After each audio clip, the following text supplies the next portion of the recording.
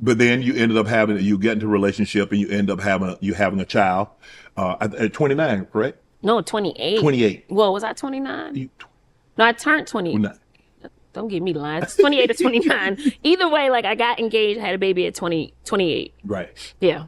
And unfortunately, your child's father ended up succumbing to gun violence. How difficult of a situation because now you're like, all my life, I've waited 28 years to be in this relationship and to have this relationship. And this is what God sent me. He sent me this man. And this is everything that I've always wanted. And to have it so tragically taken away. It's so many layers to that. We actually weren't together when it happened. We had broken up, but it's one of those things that to me to this day is so surreal because it's like I could have never imagined that this would be my story. You know what I mean? And then like the hardest part, is like looking at your son and knowing like that would have been his best friend. Like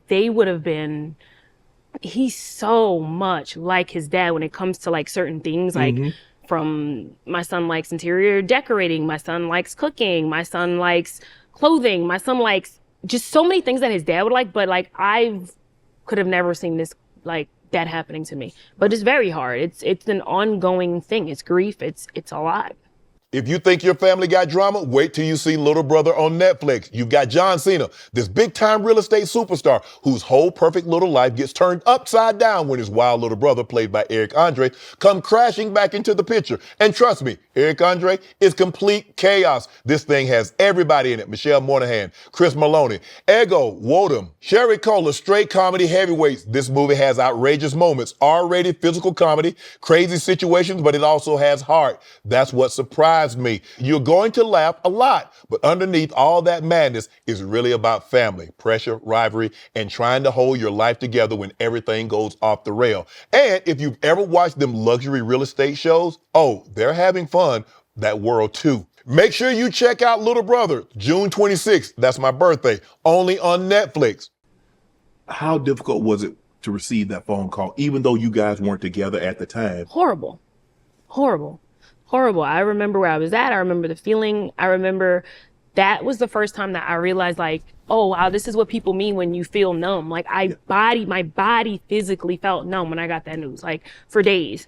Like I was waking up every day and I'm like, this can't be real. Right. Like this can't be my story. And then my son's name is his father's name. So I was like, how am I going to say that name and not think of his dad every time I say it? Like, how am I going to do it? So going to therapy was like the only thing that helped me. Do you still call him by his father's name, or do you call him Deuce, or you call him? His name is SJ. Well, his name is Sutton. His nickname is SJ because his middle name is Joseph. I'm named after my dad. Okay. So it's Sutton Joseph. But he prefers that, like in school, he's like he likes people to call him Sutton. At home, SJ. He's very specific about his name. But I call him usually SJ, and sometimes I'll say Sutton, but SJ for the most part.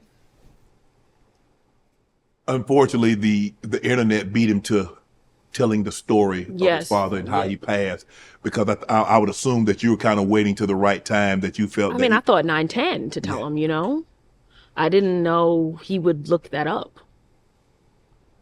And how did he know? Do you think someone told him, or he's just an inquisitive kid? He was inquisitive he's been inquisitive since 3. He would tell, and I would say, somebody did something really bad to him, and, you don't want to share those details with a kid, but he, looked it up himself. He would even tell like my son's mother, he would tell her like, you guys can tell me like what happened to my dad.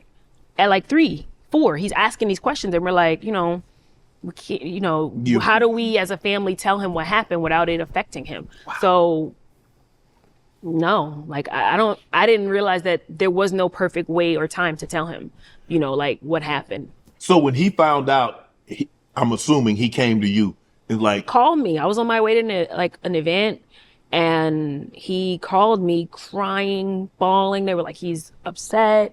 He sees that his dad was shot. Like he's like, why did they shoot him? Like it's like 18 or 19 times in the back. Like he's like, why didn't nobody? And mind you, he's 9 now, so this had to be at 7. Wow. So I'm like, whew, how do you explain that to a kid? Right. You're going to an event. You don't want to lose it. You don't want to. So I was like, I had to sit there and talk to him for a while, kind of calm him down, but I could have never imagined that that's the conversation I'm having with you at 7 years old. Wow. Yeah. Do you think the internet, I mean, what else you think he's found on the internet that you were kind of waiting to tell him?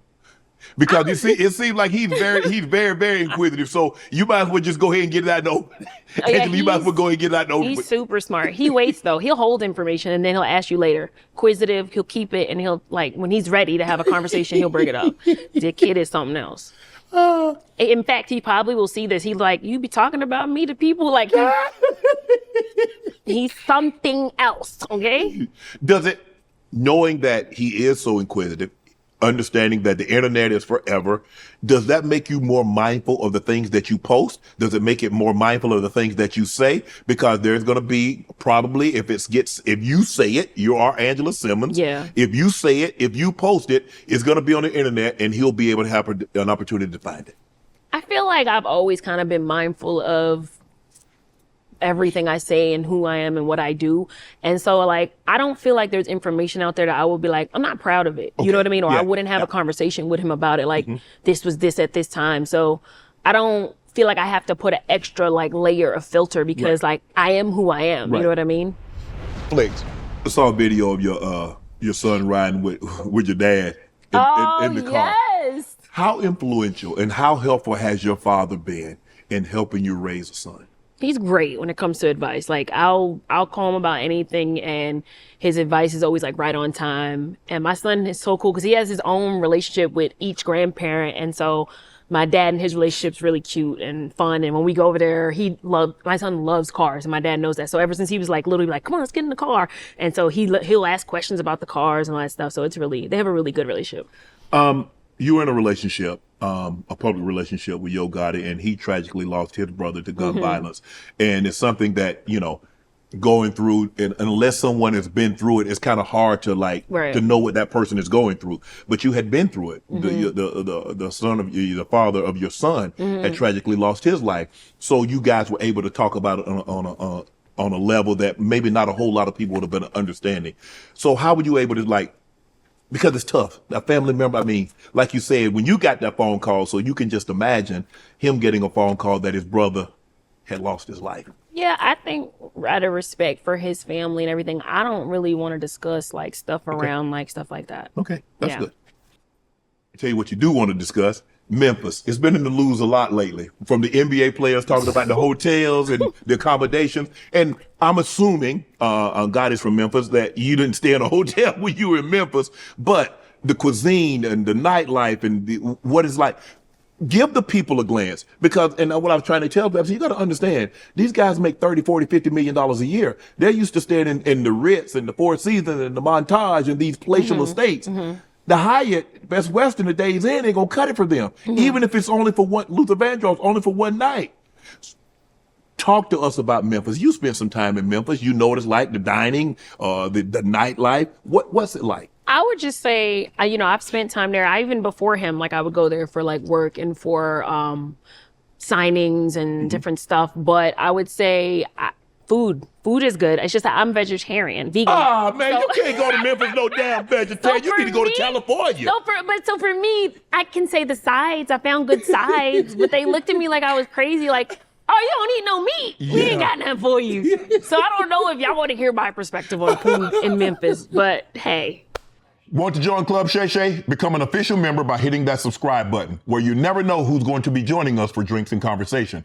Don't be late to the party, because we like to do something before 2 something.